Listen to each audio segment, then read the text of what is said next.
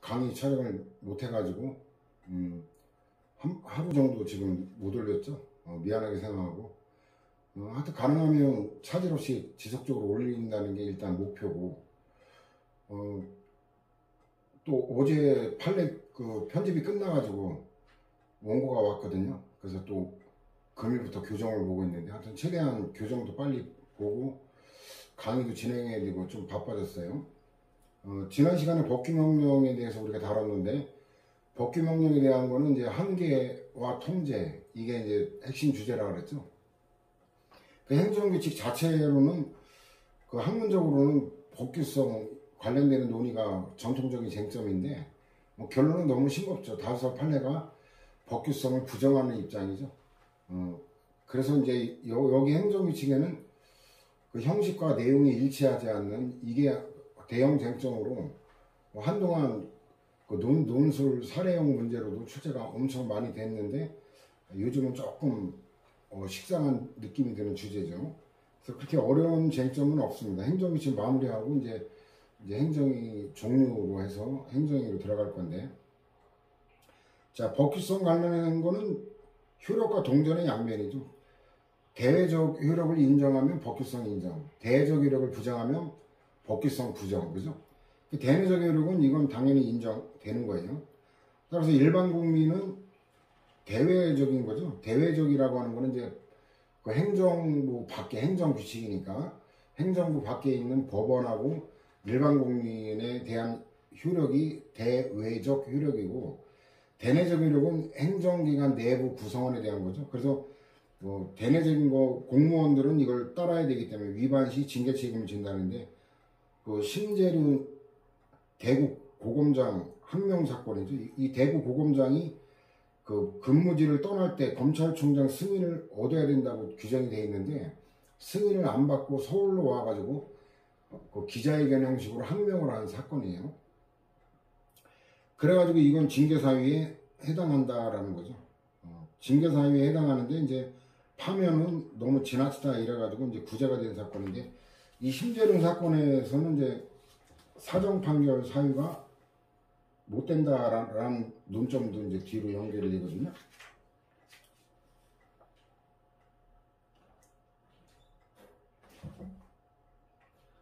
이렇게 139하고 710에 있죠. 그 중간에 도표 있죠. 인정사례, 부정사례. 그러니까 부정사례 두 번째 그게 나오죠.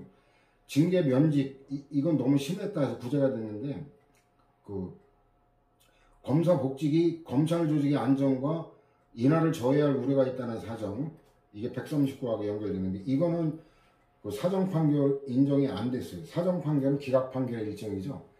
근데 사정 판결이 인정이 안 됐다는 얘기는 취소 판결 내려가지고 일단 복직됐다가 몇 달 만에 이제 명예회복했다 해가지고 자진해서 사직을 하고 이제 마무리가 됐는데, 사정 판결하고 관한 논점이 있다는 거. 대외적 효력인데 사실적 효력은 다 인정해요. 근데 문제는 법학에서는 법적 효력이죠. 법규서는 직접적 효력도 인정하는데, 행정의 민주적 정당성, 행정도 민주적 정당성이 있기 때문에 국회 입법과 마찬가지로 그 법규성이 인정된다라는 건데, 그러나 우리가 이승만이라네, 이명박 박근혜 정권을 겪어봤지만 행정의 민주적 정당성은 이건 국회하고는 비교가 안 되죠. 그 다음에 행정의 시원적 입법권, 행정도 국회로부터 위임받은 입법권이 아니라 아예 처음부터 고유한 시원적인 입법권이 있다라는 얘기인데, 인정이 안 됩니다. 다수설에 따르면. 근데 법규성 인정이 예외인데, 건축사 사무소 이렇게 해서 건축사 사무소 이거 외워둬야 돼요. 이건 논거가 없어요. 그냥 덜렁 인정한 거예요. 여기에 청문 규정 안 지킨 거 위법이라고 한 유일한 판례거든요. 그래서 이건 건축사 사무소만 알면은 뭐 등록 취소 및 폐쇄 처분에 관한 규정까지 그 긴 걸 다 외울 필요는 없죠. 이거는 외워놔야 돼요.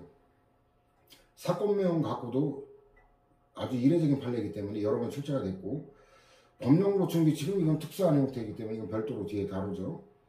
그래서 행정규칙의 유일한 예외 규정을 외워둬야 되고, 비법규서는 이건 법적 구성을 일체 부정하는 게 대법원의 주리적 입장인데, 상급 행정기관이 소속 공무원이나 하급 행정기관에 대하여 업무 처리 지침이나 법령 해석 적용 기준을 정해줍니다. 이게 법령 해석 규칙이죠. 행정규칙은 대외적으로 구속력이 없고 처분 행정규칙에 적합한지 여부에 따라 처분의 적법 여부를 판단할 수 없으며 얘는 법원을 구속하지 않기 때문에 법원이 위법적법 심사할 때 기준이 못 된다라는 얘기죠. 상급 행정기관이 소속 공무원이나 하급 행정기관에 하는 개별 구체적 지시에 관해서도 마찬가지고 뒷부분이 추가가 된 거예요. 최신 판례에서. 행정규칙은 일반적 추상적인 규율이잖아요. 근데 그것도 마찬가지고 개별 구체적 지시도 마찬가지다라는 거예요. 준법기소는 이제 간접적으로만 인정하는 건데 다수 헌재인데 대부분의 예외 판례인데 눈에 익히면 돼요. 원래 재판 기준이 못 된다 그랬잖아요. 그 설정된 기준이 객관적으로 합리적이 아니라거나 타당하지 않다고 보이는 경우 또는 그러한 기준을 설정하지 않은 채 구체적이고 합리적 이유의 제시 없이 사업계획에 부적정 통보를 하거나 사업계획서를 발의하는 경우는 위법하다. 이게 준법규를 인정했다는 거예요. 간접적인 효력이라도 인정 안 하면 위법이라는 결론이 나올 수가 없잖아요. 그 다음에 행정청의 의사는 가능한 한 존중돼야 된다. 요런 것들도 간접적인 걸 인정한 거죠. 직접적으로 인정한 건 아니고. 그 처분은 부정이죠. 당연히. 그 대법원도 마찬가지고. 헌재도 마찬가지인데 예외가 있죠. 법령 보충 규칙은 법규성이 인정되는 거니까. 그 다음에 이제 그 앞에서 봤던 거죠. 평등원칙이나 신뢰보 원칙에 따라 자기 구속을 받게 되는 경우 저건 봤던 거고. 그 다음에 또 우리가 법규명령에서도 유사한 거 봤죠. 정책 결정을 구체화시킨 지침의 내용이 지침 이런 것들이 이제 행정규칙 형식인데 국민의 기본권에 직접적으로 영향을 끼치고 이런 표현도 익혀놔야 돼요. 앞으로 법령의 뒷받침에 의해 그대로 실시될 것이 틀림없을 거로 예상될 수 있을 때 이게 이제 서울대학교 대학입시 요강안 거기서 판시되는 유명한 문장이 이 두 가지 문장이 익혀놔야 돼요. 그 다음에 종류인데 그 훈령이 가장 대표적인데 그 위임전결 규정이 있죠. 행정관청 내부의 사무처리 규정에 불과한 전결 규정에 위반하여 원래 전결권자가 아닌 보조기관 등이 처분권자 행정관청의 이름으로 처분하는 경우는 무효가 아니다. 당연하죠. 왜냐면 그 위임전결 이건 법적 권한 이전이 안 돼요. 그러니까 여전히 행정청의 권한이기 때문에 행정청의 이름으로 한 거는 무효가 될 수가 없죠. 당연히. 전결하면 원래 결재권자가 행정청이 아닌 거가 돼야 되는데 그 위반한 건 있지만 위법은 아니라는 거예요. 그 다음에도 마찬가지예요. 행정청 내부의 사무처리 지침에 따랐다는 이유만으로 위법하게 되는 건 아니다.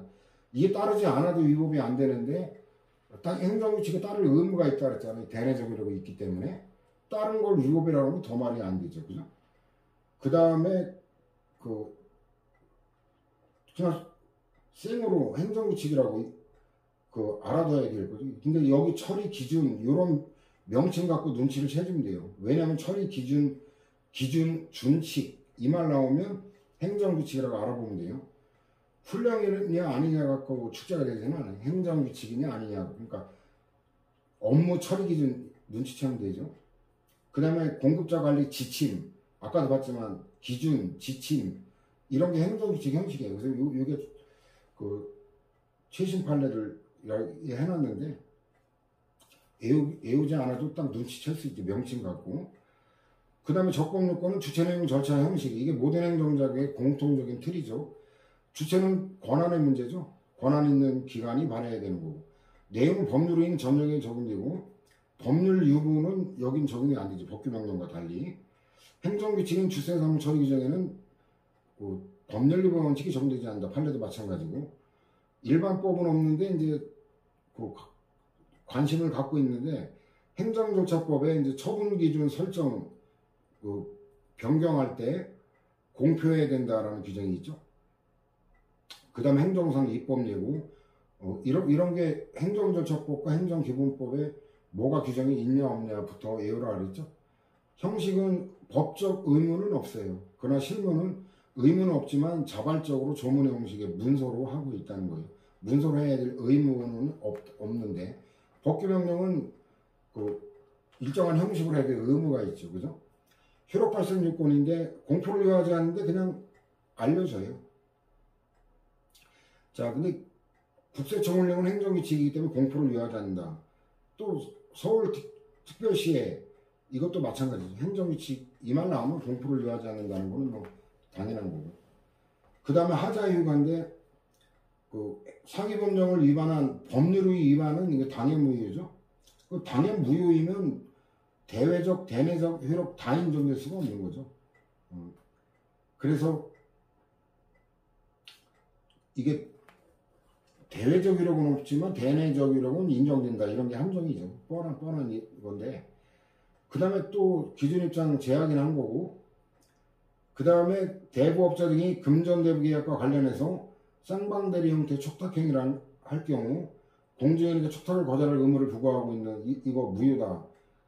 이거는 너무 지역적인 거라 아니어도 상관없어요. 다른 지문 갖고 이제 이게 저렇게 셈으로 출제되면 무효인지 아닌지를 그만한 행정규칙이 어떻게 다 외우겠어요? 다른 지문 갖고 판별하면 될 거예요. 그 다음에 이제 법규명령의 소멸사유와 비교하는데 여기 다른 점은 그거죠. 위임을 요하지 않기 때문에 동그라미 3번 근거법령의 소멸개정 수권법률에 대한 위헌결정하고 행정규칙은 관계가 없죠. 위임을 요하지 않기 때문에. 자, 특수한 행정규칙인데 형식과 내용이 일치하지 않는 건데 형식은 일단 시행규칙하면 불령, 시행령 하면 대통령령, 내용이 별표 이 말 나오면 그 행정규칙 내용이에요. 별표란 말이 안 나와도 처분 기준 준칙 이 말 나오면 행정규칙을 알아보면 되죠. 법적 성질은 학설은 법규명령설이에요. 논거는 가볍게 보면 돼요. 요새 거의 학설은 출제가 안 되기 때문에. 판례인데 이거는 전체적으로는 내용 중시 행정규칙설인데 불령과 대통령령을 나눌 때는 또 나눠서 판단해 주면 돼요. 불령하고 지방자치단체 규칙 형식일 때 이건 행정규칙으로 보죠. 규정 형식상 불령인 시행규칙 또는 지방자치단체 규칙으로 되는 행정처분의 기준 이 말 나오면 행정규칙 내용이죠. 이거는 행정처분 등에 관한 사무처리 기준과 처분 절차 등 행정청 내의 사무처리 준칙을 규정한 거에 불과하기 때문에 행정조직 내부에 있어서의 행정명령 이게 행정규칙의 동의어예요. 성격을 지닐 뿐 대외적으로 국민이나 법원을 구속하는 의미 없고 이 말은 뭐냐면 처분의 위법적 법은 얘를 무시하고 위 규칙에 적합한지 여부에 따라 판단할 게 아니고 얘를 무시하고 관계 법령하면 법률과 법규명령까지만 지칭하는 개념이라 그랬죠. 규정 및 취지에 적합한 것인지 여부에 따라 개별적 구체적으로 판단해야 된다. 근데 이제 처분 기준을 존중해야 된다. 이 말이 아까 간접적인 준법규성 인정하는 그런 표현이라 그랬죠. 그 추측됐던 유명한 사례를 해놨는데 되게 쉬워요. 시행규칙은 불령 알아보죠. 별표 이 말 나오면 뭐 학설 법규명령 판례 행정규칙 도로교통법 시행규칙 이것도 불령 별표 약사법 시행규칙 별표 뭐 이럴 게 없죠. 그 다음에 그 시행규칙 불령 근데 이거는 뭐냐면 노동조합이 설립 신고하는 자가 설립신고서에 첨부하여 제출할 서류에 관한 게 이거는 첨부자료에 관한 내부적인 거죠. 근데 주의해야 될 건 이 제재적인 거와 달리 계획 기준 이 말 나오면 얘는 다 법규명령 법규성 인정합니다. 주의해야 될 거고. 그 다음에 대통령령식일 때 형식 중시 법규명령설인데 주택건설촉진법 시행령 대통령령 알아보고 별표 1 행정규칙 내용인데 이건 학설 판례가 일치하죠. 법규명령인데 따라서 이 대통령령에 따라 이건 기속행위라고 정상적인 판결을 내렸는데 그 다음부터 맛이 간 게 군산시 조촌동의 안개하우스 사건이죠. 저게 그 당시 17세 여고생이었던 조모양, 임모양 두 명을 갖다 6일간 접대부로 고용해가지고 유흥접대부로 고용해가지고 이제 과징금 부과한 사건인데 위반행위 종별에 따른 과징금 처분 기준이 법규명령이다까지는 문제가 없어요. 근데 과징금의 금액의 의미는 최고 한도액이다. 아니 시행령에는 그 위반 시 800만 원이라고 딱 정액으로 못 박아놨어요. 기속행위로. 근데 아까 선행판례 주택건설촉진법 시행령에서는 그 대통령령에 따라 기속행위라고 하는데 이건 법규명령이라고 하면서도 대통령령을 무시해버리고 법률에 따라 그 최고한도의 재량행위를 본 거예요. 이거는 엽기적인 판례죠. 논리적으로. 그 다음에 저기 입장은 제약이네요. 국민건강보험법 시행령, 이것도 대통령령이죠. 별표 행정규칙 내용인데 이것도 마찬가지로 법규명령이라고 하면서 얘를 무시하고 기간이나 과징금 금액의 의미가 최고 한도다. 재량령이라고 거듭 판시하고 있죠. 웃기는 거예요. 이건 논리적으로. 자, 이번엔 반대로 형식은 행정규칙인데 내용이 법규 상황이에요. 이거 법령보충규칙이라는데 이거는 일단 행정규칙 형식은 훈령지침 고시 이런 거 대표적이고 내용은 위임 수권 보충 그리고 법규사항 이런 말 나오면 눈치채주면 돼요. 이렇게 보면은 행정규칙은 일반적으로 행정조직 내부에서만 효력을 가질 뿐 대외적 구속력을 갖지 않는다. 원칙적으로 법규성이 부정되는 거예요. 근데 법령의 규정이 이게 특수한 거라는 거죠. 특정 행정기관의 법령 내용의 구체적 사항을 정할 수 있는 권한을 부여. 이 행정규칙은 통상적인 행정규칙은 위임이 요하지 않잖아요. 근데 얘는 위임을 한 거예요. 그러니까 특수한 행정규칙이라는 거죠. 행정규칙의 형식으로 법령의 내용이 될 사항을 구체적으로 정하고 있다면 그 법령의 구체적 내용을 보충할 권한을 부여한 자, 잘 봐요. 법령 규정의 효력에 의해 내용을 보충하는 기능을 갖고 있고 법령의 위임 한계를 벗어나지 않는 한 그것들과 결합하여 그러니까 행정규칙 자체의 법규성을 인정하지는 않는다는 거예요. 대외적 구속력이 있는 법규명령으로서의 효력을 가진다라는 거고 사례 보면 이 최초 판례이기 때문에 이건 사건명을 외워놔야 돼요. 별다른 표지가 없어요. 재산제세 사무처리 규정 이거 입에 줄줄 나오도록 외워놔야 돼요. 효시 판례라고 그래요. 그 다음에 시행령 법규명령이잖아요. 여기에 의의 제정 이거 단순 행정규칙이 아니라 위임 표지가 있잖아요. 그 다음에 식품위생법에 따라 법률에 따라 그 다음에 이 중복돼 있네. 5번 이런 그 다음에 주세법에 의해 그 다음 권한을 부여한 노인복지법에 따라 시행령의 규정에 따라 그러니까 해석이 다 돼요. 그 다음에 국무총리령인 개발토지가격 합동조사지침 저것도 입에 질줄 나와야 돼요. 왜냐면 이거는 집행명령인데도 법률보충적 성질을 인정한 거라 적어도 사건명만 갖고 출제가 됐기 때문에 외워둬야 되고 또 여기 시행령의 위임에 따라 뭐 이런 말 나오죠. 그 다음에 저 헌재결정도 저건 출제가 됐기 때문에 일단 넣어놨는데 여기만 봐서는 그 표지가 안 보이죠. 그 눈에 익혀놓던가 아니면 저거 몰라도 다른 거 갖고 정답 고르던가 이렇게 처리하면 되고 그 다음에 그 법률의 위임에 따라 이런 말 나오면 안 외워도 되는 거예요. 근데 저런 말이 안 나오는 거 있죠? 아까 휴식판례 재산제세 사무처리 규정 같은 거 그런 거는 사건명을 외워두는 게 좋겠다. 행정규제 기본법은 38에서도 인용했었죠. 네. 공포 이거는 학설은 성질을 중시해서 공포해야 된다는 건데 판례는 형식을 중시해요. 어쨌든 성질이 어찌됐든 간에 그 자체가 법규명령은 아니라는 거예요. 행정규칙이 지나지 않기 때문에 공포를 요하지 않는다. 한계인데 여기 헌재결정이 좀 음미할 게 있어요. 헌법이 인정하고 있는 위임입법의 형식은 예시적인 거라. 이런 논리라면 우리가 앞에서 다뤘던 감사한 규칙은 그 헌법에서 명시되지는 않았어도 법규명령에 들어갈 수 있다는 논거거든요. 저게. 그 다음에 법률의 행정규칙에 위임하더라도 그 행정규칙은 위임된 사항만을 규율할 수 있으므로 국회 입법의 원칙과 상치되지도 않는다. 다만 형식의 선택에서 규율의 밀도와 규율 영역의 특성이 개별적으로 고쳐되어야 되고 입법자에게 상세한 규율이 불가능한 것으로 보이는 영역 이게 이제 전문적 기술적인 영역이겠죠. 행정부에게 필요한 보충할 책임이 인정되고 극히 전문적인 식견에 좌우되는 영역에서는 행정기관에 의한 구체화의 우위가 불가피하게 있을 수 있다. 구체화의 우위예요. 효력의 우위 이러면 말도 안 되는 거죠. 그러한 영역에서 행정규칙에 대한 위임입법이 제한적으로 인정될 수 있다라는 얘기고 그 다음에 이제 또 헌재결정인데 기능적 권력분립론이 이제 오늘날 유행하는 권력분립론이죠. 이런 것들이 이제 헌법에서는 중요하게 다뤄지죠. 행정법에서는 별 큰 관심을 갖지는 않아요. 그 국회가 입법으로 행정기관에게 구체적인 범위를 정하여 위임한 사항에 관해서는 이것도 구체적 위임을 해야만 되는 거는 법규명령하고 똑같죠. 당의 행정기관이 법 정립의 권한을 갖게 되고 입법자가 규율의 형식도 선택할 수 있다. 헌법이 인정하고 있는 위임 입법의 형식은 예시적이다. 되풀이되는 거고.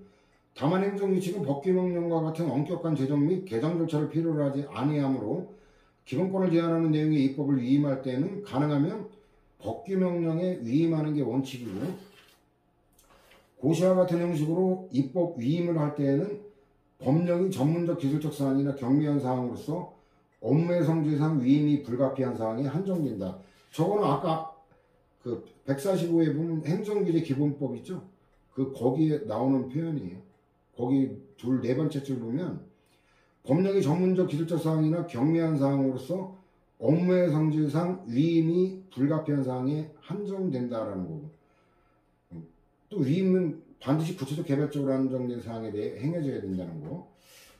그 다음에 어쨌든 얘는 상위 법령에 위임이 있어가지고 결합된 거기 때문에 처벌 규정까지 위임이 가능하다라는 얘기고, 그 다음에 그 지급 대상자를 70세 이상으로 규정한 거는 법률에 65세부터 주라고 돼 있는데, 그 70세 이상으로 규정한 거는 이건 한계를 벗어난 거죠. 무효다라는 거 당연하고. 그 다음에 무효면 뭐 대외적 구성이 부정되는 거 당연하고, 법령 보충 규칙은 이건 법규상 기본권에 관한 것도 규정할 수 있기 때문에 헌법 소원의 대상이 될 수 있다라는 얘기고, 그 다음 법령상의 어떤 용어가 별도의 법률상의 의미를 가지지 않으면서 일반적으로 통용되는 의미를 가지고 있다면 상위 규범에 그 용어의 의미에 관한 별도의 정의 규정을 두고 있지 않고 권한을 위임받는 하위 규범에서 그 용어의 사용 기준을 정하고 있다 하더라도 하위 규범이 상위 규범에서 위임의 한계를 벗어났다고 볼 수 없고, 일반적으로 통용되는 의미니까 문제가 없다고 보는 거죠. 행정규칙에서 사용하는 개념이 달리 해석할 여지가 있다 하더라도 행정청의 습관의 범위 내에서 법령이 위임한 취지 및 형평과 비례원칙에 기초하여 한목적적으로 기준을 설정하여 그 개념을 해석 적용하고 있다면 개념이 달리 해석할 여지가 있다는 것만으로 위임한계를 벗어났다고는 할 수 없다. 뭐 상식적으로 납득이 가는 내용이죠. 그 다음에 위임한계를 벗어나는 거는 이제 대외적 구속력이 없다는 거, 뭐 당연한 얘기 반복되는 거고, 재위임도 가능하다라는 거죠. 그 다음에 또 뭐 기준 입장 제약이라는 거고, 그 다음에 고시가 위임의 한계를 준수하고 있는지 이런 것들 외우려고 할 거 없어요. 가볍게 보면 될 거고. 그 다음에 얘는 어쨌든 법규명령이 아니기 때문에 전원합의체가 아닌 부의 소관이다라는 거예요. 그 법규명령은 이거는 전원합의체에서 다뤄야 되거든요. 자, 이렇게 해서 행정규칙은 뭐 그렇게 쟁점이 많지는 않고 어려운 점도 별로 없죠. 그죠? 이렇게 해서 행정규칙 마치고 다음 시간에는 행정행위의 종류로 들어가도록 합시다.